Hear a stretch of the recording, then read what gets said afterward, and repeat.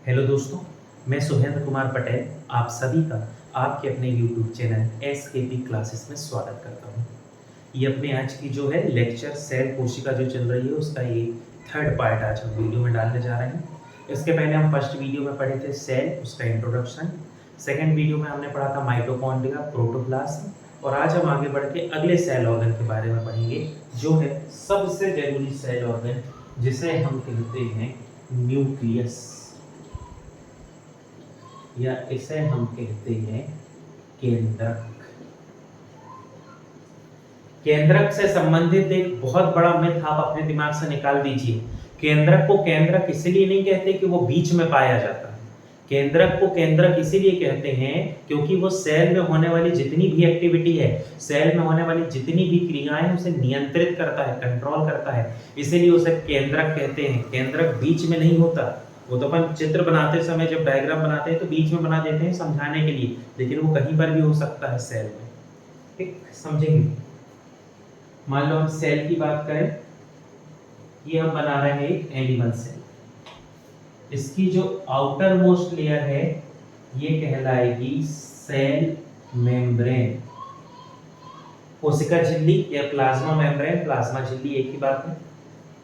इसमें जो भी एक्टिविटी होंगी उसे कंट्रोल करने के लिए जो पार्ट है वो कहलाता है न्यूक्लियस,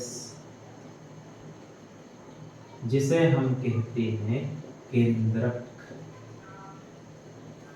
अब न्यूक्लियस के बारे में यदि अपन बात करें तो न्यूक्लियस को भी कंट्रोल करने के लिए, केंद्रक को भी नियंत्रित करने के लिए एक अंग पाया जाता है जिसका नाम है न्यूक्लियोलस। केंद्रक को नियंत्रित करने के लिए इसमें पाई जाती है केंद्रिका।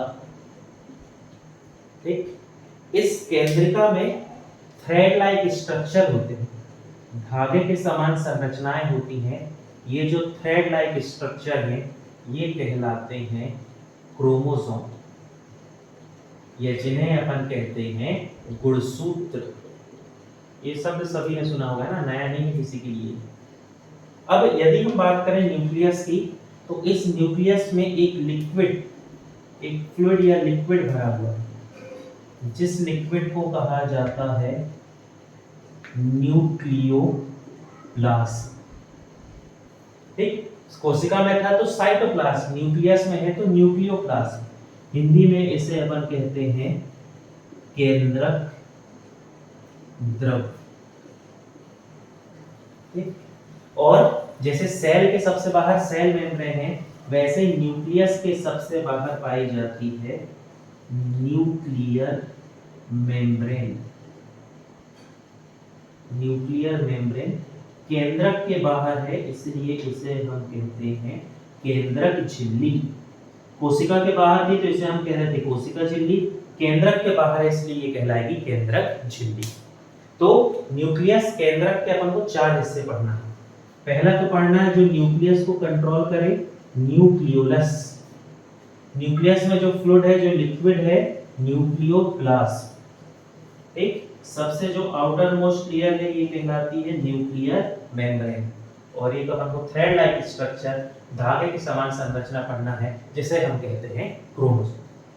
तो ये एक आइडिया है ना, ये अपन ने कंडीशन ये क्या है, एक एनिमल सेल है क्योंकि इसकी आउटर मोस्ट लेयर में अपन क्या बना रहे हैं, सेल में।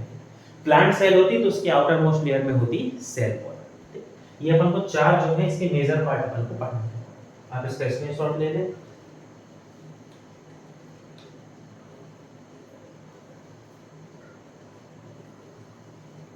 चलिए अब अपन ये चारों को एक एक करके पढ़ते हैं।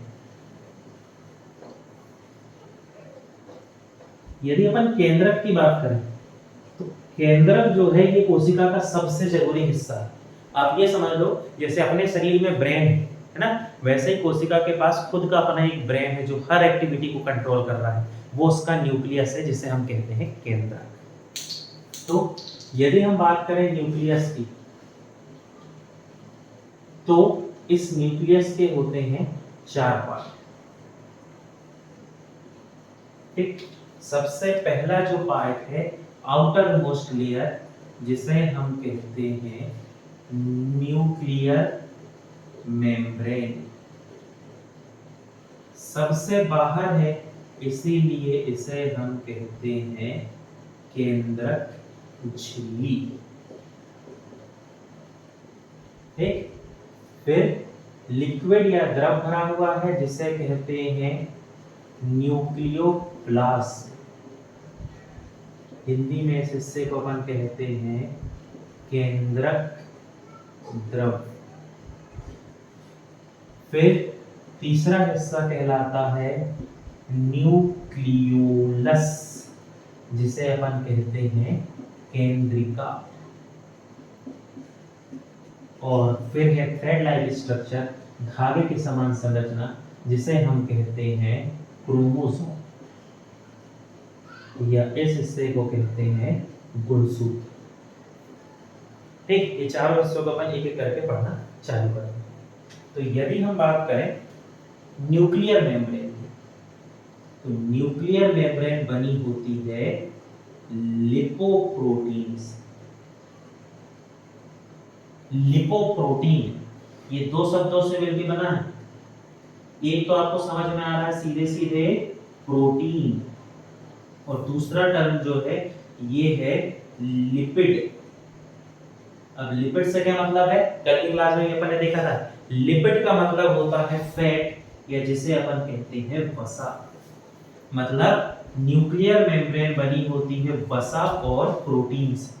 कल अपन पढ़े थे है ना, कोई भी मेम्ब्रेन, कोई भी झिल्ली हो कोशिका में, चाहे कोशिका झिल्ली हो, कोई भी ऑर्गन है, उसकी मेम्ब्रेन है वो हमेशा बनी रहती है लिपिड और प्रोटीन से। और लिपिड और प्रोटीन को जब मिला देते हैं, फैट और प्रोटीन को मिला देते हैं, तो उसे कहते हैं लिपोप्रोटीन। फिर दूसरा ये जो पार्ट है ये है न्यूक्लियोप्लास्ट। न्यूक्लियोप्लास्ट एक फ्लूइड है, लिक्विड है जो वहां पर पड़ा हुआ है। उसमें होता है आरएनए, इसमें होता है राइबोसोम, और इसमें पाए जाते हैं एंजाइम। ठीक, अब आपको कैसे याद रखना, आपसे पेपर में पूछेगा ऐसा कौन सा पार्ट है, ऐसा कौन सा हिस्सा है जिसमें आरएनए है, राइबोसोम है और एंजाइम। तो आपको याद होना चाहिए वो पार्ट होता है न्यूक्लियोप्लास्ट। बोलचाल में आपसे पूछे आरएनए कहाँ होता है, तो आपका आंसर होगा न्यूक्लियस, या जिसे कहते हैं केंद्रक। लेकिन केंद्रक की भी डिटेल पूछ ले तो वो पार्ट जिसमें आरएनए है वो होता है न्यूक्लियोप्लास्ट। ठीक, फिर तीसरा जो हिस्सा है, तीसरा पार्ट, ये सबसे महत्वपूर्ण हिस्सा है, क्योंकि ये न्यूक्लियस या केंद्रक को भी नियंत्रित कर रहा है, और जो केंद्रक को नियंत्रित करता है वो है केंद्रिका। इसकी खोज फोंटाना, ठीक, इसकी डिस्कवरी या इसकी खोज फोंटाना नामक साइंटिस्ट ने की। अभी न्यूक्लियस की डिस्कवरी वो सब भी अपन समझ रहे हैं, न्यूक्लियोलस की खोज जो है, डिस्कवरी ये की है फोंटाना ने। और जो अपन टर्म यूज कर रहे हैं न्यूक्लियोलस, केंद्रिका, उस टर्म को जिस साइंटिस्ट ने दिया है उनका नाम है बोमन। ठीक, पर समझना, खोज या डिस्कवरी पूछे तो फोंटाना, लेकिन पूछे न्यूक्लियोलस टर्म किसने यूज किया था सबसे पहले, तो बोमन। न्यूक्लियोलस या केंद्रिका में जो है ये होता है प्रोटीन, लगभग 85% होता है प्रोटीन। फिर होता है डीएनए 10%, और फिर होता है आरएनए जो होता है लगभग 5%। ठीक है, तो समझना यहां पर क्या है, आरएनए तो है पर डीएनए नहीं है। आरएनए है राइबोसोम एंजाइम, कहां पर, न्यूक्लियोप्लास्ट में। लेकिन न्यूक्लियस या केंद्रक में क्या है, तो केंद्रक में प्रोटीन है, डीएनए है, आरएनए है। अब आपसे पूछेगा ऐसा पार्ट जिसमें डीएनए और आरएनए दोनों पाए जाते हैं, तो केंद्रक तो ठीक है बोलचाल में, लेकिन केंद्रक की डिटेल में जाओगे तो वह हिस्सा जिसमें दोनों होते हैं वो होता है न्यूक्लियोलस, या जिसे कहते हैं केंद्रिका। क्रोमोसोम थ्रेड लाइक स्ट्रक्चर ही अपना मेन टॉपिक है, इसको अपन पूरा पढ़ेंगे क्रोमोसोम। तो ये जो पार्ट है ये पार्ट होते हैं किसके, न्यूक्लियस। ले इसका स्क्रीनशॉट।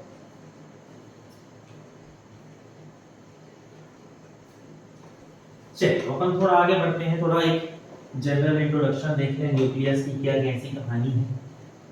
ठीक, बाकी आपको ज्यादा से ज्यादा ऐसी बेसिक जानकारी होना चाहिए। आजकल पेपर जो है अलग टाइप से बन रहे हैं। चलिए, तो यदि अपन देखें इसकी न्यूक्लियस की डिस्कवरी, तो उसकी डिस्कवरी जिस साइंटिस्ट ने की है उनका नाम है रॉबर्ट ब्राउन। रॉबर्ट ब्राउन ने 1831 में सबसे पहले खोज की थी, डिस्कवरी की थी किसकी? न्यूक्लियस, या जिसे अपन कहते हैं केंद्रक। ये तो ठीक है, यहाँ कोई दिक्कत नहीं, फैक्ट पढ़ने में आपको मिल जाएगा। अब आपसे पूछता है कि रॉबर्ट ब्राउन ने न्यूक्लियस की खोज कैसे की थी? तो याद रखना, रॉबर्ट ब्राउन स्टडी कर रहे थे प्लांट सेल, पादप कोशिका की, और पादप कोशिका या प्लांट सेल की स्टडी करते करते उनको पता लगा कि ऐसा कुछ तो है जिसको कंट्रोल कर रहा है, जिसे उन्होंने कहा था न्यूक्लियस। तो केंद्रक या न्यूक्लियस की खोज कहाँ हुई है? तो इसकी खोज हुई है प्लांट सेल। अब यदि हम न्यूक्लियस के शेप की बात करें, तो न्यूक्लियस का शेप जो है ये अलग अलग होता है, ऐसा नहीं कि एक ही हो सकता है। स्फेरिकल, गोलाकार हो सकता है, ओवल अंडाकार हो, या एक टर्म और याद रखेंगे जिसे अपन कहते हैं इलेप्टिकल। ठीक, तो ये इलेक्ट्रिकल टर्म याद रखेंगे बहुत अच्छे से। आपसे पूछा जाए कि निम्नलिखित में से कौन सा न्यूक्लियस का शेप हो सकता है, तो इलेप्टिकल। ठीक, स्फेरिकल तो मतलब समझ गए, गोल। ठीक, ओवल का मतलब अंडाकार, और इलेप्टिकल का मतलब होता है, इलेप्टिकल भी ओवल जैसा लेकिन थोड़ा फर्क है। जैसे प्लेनेट जब सूर्य के चारों ओर घूमते हैं तो वो एक रास्ता बनाते हैं, प्लेनेट जो है ऐसा कुछ रास्ता बनाते हैं सूर्य के चारों तरफ जब घूमते हैं, तो ऐसा जो है इसे कहते हैं इलेप्टिकल। ओवल जो है वो ओवल कैसा रहेगा? ओवल यहाँ पर ऐसा कोनों में ऐसा एंगल बना रहेगा ना, तो थोड़ा सा मुड़ा रहेगा, ये खुला रहता है। और स्फेरिकल तो आपको पता है गोल। तो इन तीनों में से किसी भी शेप का हो सकता है न्यूक्लियस। तो आपको जो टर्म याद रखना है अच्छे से वो है इलेप्टिकल, जिसे हिंदी में अपन कहते हैं दीर्घ वृत्ताकार। हिंदी मीडियम इसको चाहे तो आप लिख लें दीर्घ वृत्ताकार। ये होते हैं न्यूक्लियस के शेप। और एक पॉइंट फर्स्ट क्लास में ही पढ़े थे अपन, ये क्या है? न्यूक्लियस जो है किसी भी सेल का लार्जेस्ट सेल ऑर्गेनेल, किसी भी सेल का सबसे बड़ा ये क्या होता है? कोशिका, जो सबसे ज्यादा जगह घेरता है। लेने आप इसका स्क्रीनशॉट। चलिए अब आगे बढ़ते हैं। अब अपन देखते हैं कि न्यूक्लियस का काम क्या है, फंक्शन क्या है न्यूक्लियस का। ठीक, तो न्यूक्लियस के फंक्शन को तो बताने की जरूरत ही नहीं है, नाम ही उसका न्यूक्लियस। तो सबसे पहले तो आप माइंड में रखो कि इसे कहते हैं ब्रेन ऑफ द सेल, इसे कहते हैं कोशिका का मस्तिष्क। अब हुआ क्या, एक बार कोई पेपर था जिसमें लिखा आ गया कि CPU of cell, CPU of cell, कोशिका का सीपीयू किसे कहते हैं। तो ऐसे मौके पे घबराना नहीं, थोड़ा सा दिमाग यूज करना। कंप्यूटर का ब्रेन क्या होता है? सीपीयू। मतलब यहाँ पर जो ब्रेन टर्म है ये किसकी जगह यूज हो रहा है? ब्रेन की जगह। और ब्रेन ऑफ द सेल, तो आपका आंसर हो जाएगा न्यूक्लियस। फिर अपन ने देखा राइबोसोम है, मतलब राइबोसोम है मतलब ये किसमें मदद करेगा, किसमें हेल्प करेगा? तो ये हेल्प करता है प्रोटीन सिंथेसिस, ये हेल्प करेगा प्रोटीन सिंथेसिस। हिंदी में इसे अपन कहते हैं प्रोटीन संश्लेषण। प्रोटीन सिंथेसिस, प्रोटीन संश्लेषण अपन राइबोसोम में पूरा पढ़ेंगे। अब ये क्या होता है? सेल में होने वाली एक्टिविटी, जैसे सेल ग्रोथ कर रही है, ठीक, सेल मान लो उसमें विभाजन हो रहा है, डिवीजन हो रहा है, ठीक? सेल मान लो रिप्रोडक्शन कर रही है, प्रजनन कर रही है, ठीक, मान लो सेल में कोई भी और मेटाबॉलिज्म चल रहा है, कोई और उपापचय क्रिया चल रही है, तो ये जितनी भी इसमें एक्टिविटीज हो रही हैं, जितनी भी इसमें एक्टिविटीज या क्रियाएं हो रही हैं, उसको कंट्रोल करने का काम है न्यूक्लियस। इसको कंट्रोल कौन करेगा? न्यूक्लियस, केंद्रक। और एक काम आप लॉजिक लगा के निकाल सकते हैं, इसमें क्या है? डीएनए है, आरएनए। तो ये क्या करेगा? जो जेनेटिक इंफॉर्मेशन है हमारी, आनुवंशिक सूचना, जेनेटिक हमारे जो कैरेक्टर है या जेनेटिक जो इंफॉर्मेशन है, वो भी किसमें होते हैं? न्यूक्लियस। होते तो वो क्रोमोसोम में है, जीन में है, लेकिन क्रोमोसोम, जीन, डीएनए, आरएनए, ये सब किसके अंदर आ रहा है? न्यूक्लियस। तो हमारे जो जेनेटिक इंफॉर्मेशन है, आनुवंशिक जानकारी है, जेनेटिक कैरेक्टरिस्टिक्स है, आनुवंशिक लक्षण, उन सभी की भी जानकारी जो है ये किसमें होती है? न्यूक्लियस में। तो अपन कह सकते हैं कि ये सभी जो है न्यूक्लियस के फंक्शन होते हैं। ठीक, ले लिया आप स्क्रीनशॉट, फिर अपन आगे बढ़ते हैं।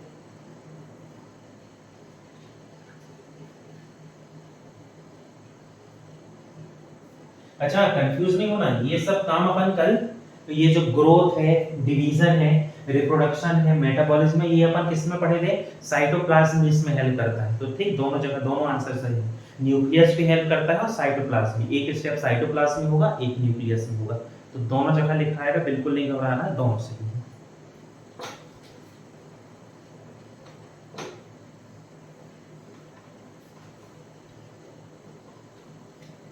अब अपन इसमें आगे बढ़ते हैं। इसी का अपन एक सेल ऑर्गन देखते हैं, इसी का पार्ट जो है, जिसे अपन कहते हैं क्रोमोसोम, जिसे कहा जाता है क्रोमोसोम, या जिसे अपन क्या कहते हैं? गुणसूत्र।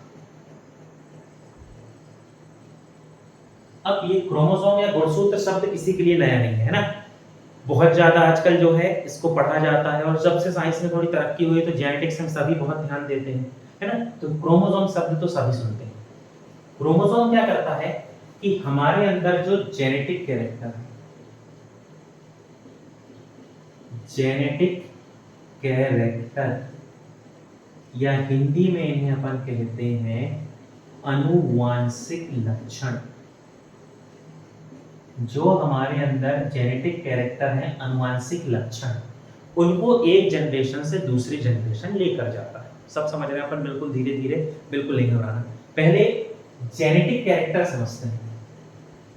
तो जेनेटिक कैरेक्टर तो आपको पता ही होगा, ऐसे कैरेक्टर जो हमें हमारे पूर्वजों से मिले, या ऐसे कैरेक्टर, ऐसे लक्षण जो एक जनरेशन से दूसरी जनरेशन में जाते जा रहे हैं, उन्हें हम कहते हैं जेनेटिक कैरेक्टर, है ना। अब बहुत सारे नहीं होते, किसी भी लिविंग के डेवलपमेंट में बहुत सारा जो कंट्रीब्यूशन है वो उस एनवायरनमेंट का होता है जहां पर वो है ना। जो उसकी ग्रोथ हुई, डेवलपमेंट हुई, वो बहुत सारा उसका जो हिस्सा है वो उसके आसपास के वातावरण, पर्यावरण, एनवायरनमेंट पर डिपेंड करता है। लेकिन कुछ लक्षण है ना, जैसे बाल का झड़ जाना, आंखों का रंग, बाल का कर्ली होना, या कुछ कुछ डिसीज होती हैं जो एक पीढ़ी से दूसरी पीढ़ी चली आती है ना। तो ये जो है, जो एक जनरेशन से दूसरी जनरेशन जा रहा है, उसे हम कहते हैं जेनेटिक कैरेक्टर, अनुवांशिक लक्षण। और इस जेनेटिक कैरेक्टर को एक जनरेशन से दूसरी जनरेशन ले जाने का जो कैरियर है, जो वाहक है, वो कैरियर या वाहक होता है क्रोमोसोम। ठीक, जेनेटिक कैरेक्टर जो हमें किससे मिले हैं? पूर्वजों से। अब समझना ये होता क्या है। क्रोमोसोम जो है ये थ्रेड लाइक स्ट्रक्चर, धागे के समान संरचना है, प्रोटीन का बना हुआ ये क्या होता है? धागा होता है। इसके बीच बीच में मोती के समान संरचनाएं पाई जाती हैं, जिन्हें हम, ये भी प्रोटीन के बने हुए हैं, जिन्हें कहते हैं जीन। ये जीन, ठीक। और ये जो थ्रेड लाइक स्ट्रक्चर दिख रहा है, ये थ्रेड लाइक स्ट्रक्चर होता है क्रोमोसोम। अब क्या होगा, अपने जितने भी जेनेटिक कैरेक्टर है ना, ये जो जेनेटिक कैरेक्टर हैं, ये सभी होते हैं जेनेटिक कोड के फॉर्म में, जिसे हम कहते हैं अनुवांशिक कूट। ठीक, यहां समझने की जरूरत नहीं, जेनेटिक्स पढ़ेंगे जब तो जेनेटिक कोड अपन पढ़ेंगे। अभी सिर्फ ये मान जैसे होता ना एजीसीटी है ना, फिर उसी का सीक्वेंस बदलता रहता है, एडेनिन, गुआनिन, साइटोसिन, थाइमिन, उन्हीं के सीक्वेंस पे बनता है, यहाँ ज्यादा जरूरत नहीं याद रखने की। तो जितने भी जेनेटिक कैरेक्टर हैं वो हमेशा होते हैं जेनेटिक कोड के रूप में, कोई एक कोड होता है ना, प्रोटीन का बना हुआ कोड, वो जो कोड है वो कोड होते हैं जीन, है ना। मतलब जो भी अपने जेनेटिक कैरेक्टर है, चाहे कोई डिसीज है या कोई भी जो हमारे पास जेनेटिक कैरेक्टर है, वो जेनेटिक कोड के फॉर्म में है और वो जीन के पास है। पर जीन क्या है, जीन खुद एक जनरेशन से दूसरी जनरेशन नहीं जा सकता, उसकी इतनी क्षमता नहीं है ना। तो जीन क्या होता है, जीन को एक जनरेशन से दूसरी जनरेशन, एक पीढ़ी से दूसरी पीढ़ी ले जाने के लिए कैरियर या वाहक की तरह जो काम करता है, ये जो कैरियर या वाहक की तरह काम कर रहा है, ये होता है क्रोमोसोम। अब क्वेश्चन समझो, आपसे कहेगा जेनेटिक कैरेक्टर किसमें होते हैं, तो आपका आंसर होना चाहिए जीन। फिर आपसे कहा जाए कि जेनेटिक कैरेक्टर को एक पीढ़ी से दूसरी पीढ़ी ले जाने में कौन मदद करता है, तो आपका आंसर होगा क्रोमोसोम। क्रोमोसोम के पास कोई जानकारी नहीं, वो कुछ नहीं जानता, वो बस बिठाला और एक जगह से दूसरी जगह लेकर चला गया। क्या जानकारी है, क्या बीमारी है, क्या अच्छा है, क्या बुरा है, वो सब कौन जानता है, सिर्फ जीन। पर जीन जा नहीं सकता, तो लेकर कौन जाएगा, क्रोमोसोम। अब जीन की बात आई है तो लिख लो, एक क्रोमोसोम में लगभग 1200 से 1400 जीन होते हैं। ठीक, अलग अलग किताब में अलग अलग जगह अलग अलग नंबर है, पर एक एवरेज जो सही आंसर आपका चलेगा यही है कि एक क्रोमोसोम में लगभग 1200 से 1400 क्या होते हैं, जीन। हर के पास अलग अलग इंफॉर्मेशन होती है। ठीक, अब अपन देखते हैं कि एक जनरेशन से दूसरी जनरेशन में कैसे जाता है, इसको स्क्रीनशॉट ले लें।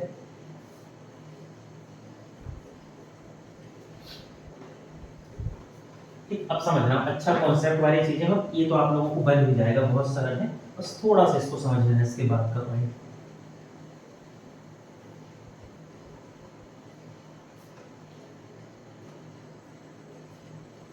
देखो, यदि अपन बात करें मेल की या बात करें फीमेल की,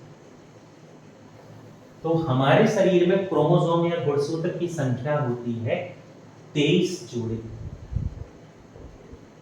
है ना। क्रोमोसोम हमेशा पेयर्स में होते हैं, जोड़े में, तो इसीलिए अपन भी क्या कह रहे हैं, क्रोमोसोम पाए जाते हैं 23 जोड़े। मेल या फीमेल दोनों में क्रोमोसोम की संख्या है 23 जोड़े। ठीक, अब यदि हम इस 23 जोड़े मतलब कितने होगा, 46, लेकिन हमेशा वो पेयर में ही रहते हैं, इसलिए अपन कह रहे हैं जोड़ा नहीं, हमेशा वो कैसे रहते हैं, पेयर में, इसलिए हम कहेंगे पेयर्स या जोड़े में होते हैं। अब इसमें से यदि हम बात करें तो पहले से लेकर 22 तक जो क्रोमोसोम है वो मेल और फीमेल में एक से है, वो क्या होते हैं, XX, जोड़े में इसलिए बंद हो गए ना, और फीमेल में भी वो क्या है, XX। सब कुछ ठीक है, लेकिन यदि अपन बात करते हैं 23वें जोड़े की, तो ये मेल में बदल जाएगा। मेल का 23वां जोड़ा होता है XY, जबकि फीमेल का 23वां जोड़ा अभी भी क्या रहेगा, XX। मतलब अपन क्या कह सकते हैं कि फीमेल के पास जो 46 क्रोमोसोम है, पूरे के पूरे X, ठीक। लेकिन यदि अपन मेल की बात करें तो मेल के जो 46 है, इसमें 45 तो X है, लेकिन जो 46 है, ये 46 नंबर का क्या हो गया है, Y। ये एक अंतर है, ठीक। अब 1 से लेके 22 तक मेल और फीमेल दोनों में एक से है, कोई अंतर नहीं है, दोनों में क्या है, एक से, तो इन्हें कहा जाता है ऑटोसोम। हिंदी इंग्लिश दोनों मीडियम इसको यही याद रखेंगे, ऑटोसोम। इसको 1 से लेके 22 तक का जोड़ा कहलाता है ऑटोसोम। ये जो 23वां जोड़ा है ये अलग हो गया, मेल में अलग हो गया, तो इस 23वें जोड़े को कहते हैं एलोसोम। 23वां जोड़ा कहलाता है एंडोसोम। ठीक, तो ये हो गए हमारे क्रोमोसोम या गुणसूत्र। अभी एक पीढ़ी से दूसरी पीढ़ी कैसे जाएंगे वो सब अभी आगे चलता है। ये एक नॉर्मल इंफॉर्मेशन है कि 1 से 22 तक 1 से है तो ऑटोसोम, 23वां मेल में हो गया XY, इसीलिए फीमेल में जबकि XX है, इसलिए ये इसे हम क्या कहते हैं, एंडोसोम। ले लें आप स्क्रीनशॉट, फिर आगे बढ़ते हैं।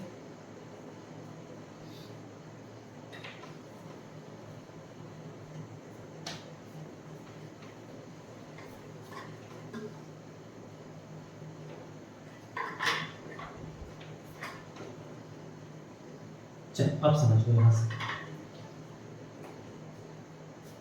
अब यदि अपन बात करते हैं मेल, तो मेल का 23वां जोड़ा क्या है, XY, जबकि फीमेल का 23वां जोड़ा क्या है, XX। ठीक, इसको अपन थोड़ा समझने के हिसाब से दूर दूर ऐसा लिख देते हैं, वो है ना।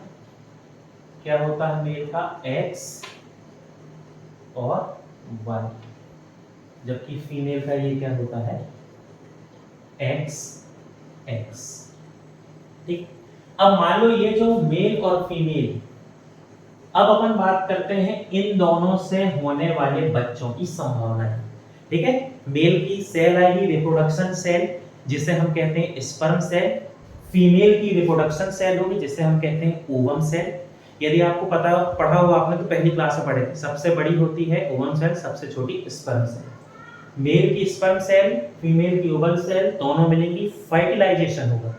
फर्टिलाइजेशन निषेचन होगा, जिससे बनेगा जायगोट, युग्मनज, और वही जायगोट बड़ा होकर बनता है बच्चा। तो अपन इसी को समझते हैं कि कैसे होगी ये प्रोसेस। बहुत इजी, आपको क्या करना है, ये जो x है इसका मल्टीप्लाई इसमें करना है, फिर इस x का मल्टीप्लाई इसमें करना है, फिर इस y का करना है इस x में, फिर इस y का करना है इस x में। लेकिन मल्टीप्लाई मतलब ये बायो वाला मल्टीप्लाई, वो नहीं करना है ना गणित वाला, x x x स्क्वायर ऐसे। ठीक, समझो कैसे। ये दोनों तो क्या हो जाएगा, x x, फिर ये दोनों, तो ये भी क्या हो जाएगा, x x, फिर ये y मिलेगा इस x से, तो क्या हो जाएगा, x y, y x नहीं करना, 46वां ही y होता है ना। फिर ये y मिलेगा इस x से, तो ये क्या हो जाएगा, x, और ये क्या हो जाएगा, y। देखो पहली चीज, हर जो भी जायगोट बन रहे हैं, हर जायगोट में दोनों के क्रोमोसोम हैं। इसमें दोनों के हैं, ये मेल का है, ये फीमेल का। ये किसका होगा, फादर का हो गया, ये मदर का। इसमें भी फादर मदर, इसमें भी फादर मदर, इसमें भी फादर और मदर। ऐसा जिसके 23वें जोड़े में यदि XX है, तो 23वां जोड़ा यदि XX है, तो वो क्या रहेगी, लड़की। और ऐसा जिसका 23वां जोड़ा XY है, तो वो क्या रहेगा, लड़का। ठीक, ये पूरी कहानी 23वें जोड़े की है, क्योंकि उसके पहले के तो एक से हैं, उसका उससे कोई लेना देना नहीं है। ये अपन सिर्फ बात कर रहे हैं किसकी, 23rd पेयर, 23वें जोड़े। ठीक, अब ये गर्ल हो गई, ये हो गया बॉय। अब गर्ल हो या बॉय, दोनों के अंदर मेल और फीमेल दोनों के क्या आए हैं, क्रोमोसोम। जब जायगोट बना, युग्मनज, जायगोट, तो आप समझ लो, इसके पहले अपन पढ़े थे कि क्रोमोसोम में होते हैं जीन, जिसमें जेनेटिक कैरेक्टर है। तो जब एक जनरेशन से दूसरे जनरेशन क्रोमोसोम गए, तो क्रोमोसोम अपने साथ क्या लेकर गए, जीन। और जीन ही वो हिस्सा है जिसमें पूरी की पूरी क्या होती है, जेनेटिक इंफॉर्मेशन। इसमें पूरा का पूरा क्या रहेगा, जेनेटिक कोड के रूप में इंफॉर्मेशन। तो इस तरीके से ये एक पीढ़ी हो गई है ना, ये फादर होगा, ये मदर होगा, ये उनके बेबी होगा, कोई एक होगा, कोई दो कंडीशन होगी, है ना। अब क्या होगा, ये जो है एक पीढ़ी हो गई, एक जनरेशन हो गई, ये उसकी दूसरी जनरेशन। इस जनरेशन के जेनेटिक कैरेक्टर क्रोमोसोम की मदद से कहां पर आ गए, दूसरी जनरेशन में। इसको लाया कौन है? तो लाया है क्रोमोसोम। और देखो 23वां जोड़ा ही डिसाइड कर रहा है लड़की होगी कि लड़का, इसीलिए जो 23वां जोड़ा है इसे कहा जाता है सेक्स क्रोमोसोम। सेक्स डिसाइड करता है बॉय या गर्ल, हिंदी में इसे अपन कहते हैं लिंग गुणसूत्र। एलोसोम तो कह ही रहे हैं, एलोसोम तो है ही ना, लेकिन उसके साथ ही साथ इसे क्या कहा जाता है? Sex chromosome. तो इसलिए अपन कहते हैं कि जेनेटिक कैरेक्टर को एक जनरेशन से दूसरी जनरेशन लेकर जाने का काम होता है क्रोमोसोम। ठीक, इसको रटने की जरूरत नहीं है। ये है इसका गुणा इससे, इसका गुणा इससे, ये है इसका मल्टीप्लिकेशन इससे, मल्टीप्लिकेशन इससे। रटना नहीं कि ऐसे ऐसे ऐसे एरो बना के रखा है। ठीक, लेना इसका स्क्रीनशॉट।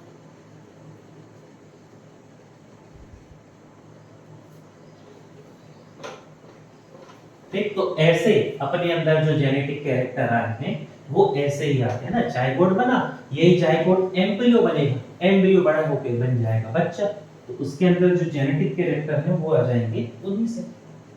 ठीक, चलो थोड़ा सा बेसिक बेसिक देख लेते हैं। जैसे डिस्कवरी ऑफ क्रोमोसोम, तो क्रोमोसोम की डिस्कवरी जिस साइंटिस्ट ने की है उनका नाम है वॉल्टर फ्लेमिंग। वॉल्टर फ्लेमिंग अपन आगे सेल डिवीजन में भी पढ़ेंगे।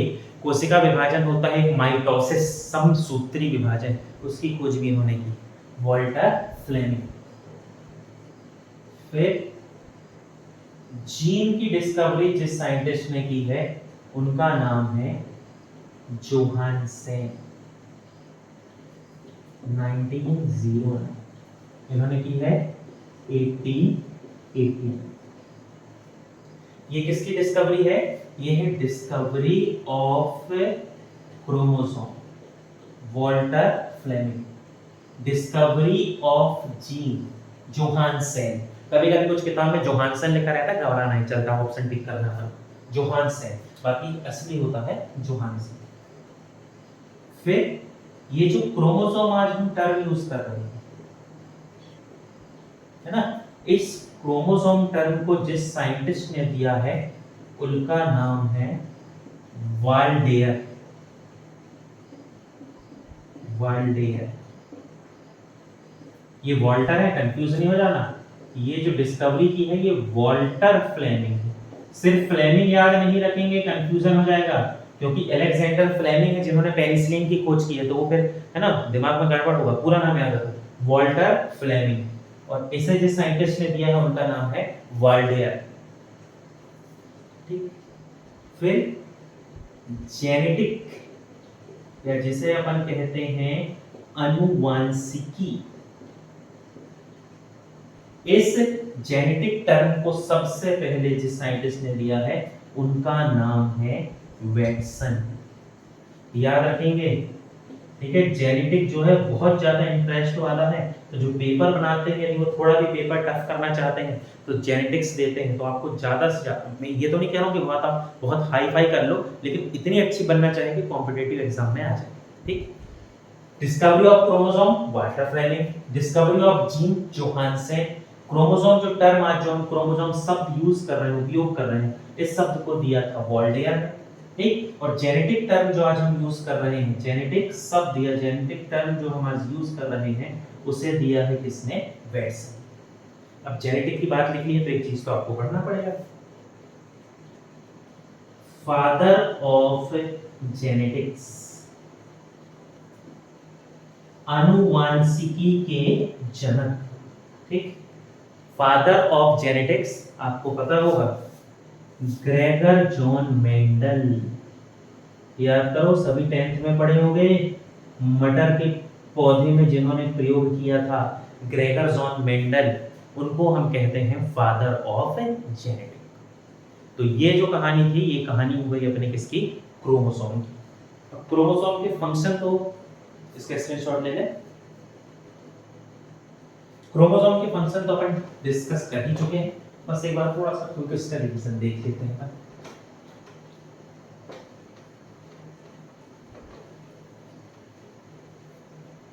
एक बहुत अच्छे से इन नामों को याद करेंगे, बार बार रिवीजन करेंगे। मैं तो कहता हूँ नोट्स आप साथ में कॉपी में बनाते चलें तो आपके काम आएंगे। मैं एक एक चीज आपको बोर्ड में लिख कर दे रहा हूँ, ठीक। तो क्रोमोसोम क्या है? क्रोमोसोम वो है जो जेनेटिक कैरेक्टर या आनुवंशिक लक्षण को एक पीढ़ी से दूसरी पीढ़ी ले जाने में मदद करता है। ये एक कैरियर है, सिर्फ हेल्प करेगा, लेकिन जेनेटिक इंफॉर्मेशन जो है वो पूरी की पूरी जेनेटिक इंफॉर्मेशन जो है ये होती है किसके अंदर? जीन के अंदर। जेनेटिक इंफॉर्मेशन किस फॉर्म में होती है? तो ये होती है जेनेटिक कोड के फॉर्म में। और जेनेटिक कैरेक्टर का मतलब ऐसे कैरेक्टर जो हमें हमारे पूर्वजों से मिले हैं और उन्हें हम आने वाली पीढ़ी में लेकर जाएंगे, वो होते हैं जेनेटिक कैरेक्टर। 1 से लेके 22 तक के क्रोमोसोम मेल और फीमेल दोनों में एक से हैं, ऑटोसोम। और 23वां मेल और फीमेल में अलग अलग है, मेल में हो जाता है एक्स वाई, जिसे हम कहते हैं एलोसोम। और उसी वाई की वजह से लड़का या लड़की, बॉय या गर्ल का निर्धारण होता है, इसलिए उसे हम कहते हैं सेक्स क्रोमोसोम। तो आज की वीडियो में हमने देखा कौन कौन से ऑर्गन, न्यूक्लियस, उसके फंक्शन और उसकी डिटेल, और उसके बाद हमने पढ़ा क्रोमोसोम। आप अपनी तैयारी करते रहें, पढ़ाई करते रहें, रोज जो अपन पढ़ते हैं इसे पढ़ लें, कॉपी में लिखकर नोट्स बनाएं, और कॉपी में लिख के नोट्स नहीं बनाते हैं तो दिन में कम से कम 2 बार वीडियो देखें तो आपको याद हो जाएगा। कोई भी समस्या हो किसी भी टॉपिक से रिलेटेड, आप हमें कमेंट में लिख सकते हैं, मैं आपके कमेंट को रिप्लाई कर दूंगा। कीप लर्निंग, कीप सपोर्टिंग, और हमारे चैनल से जो भी आपको जानकारी यदि चाहिए तो हमारे चैनल से आप जुड़े। धन्यवाद।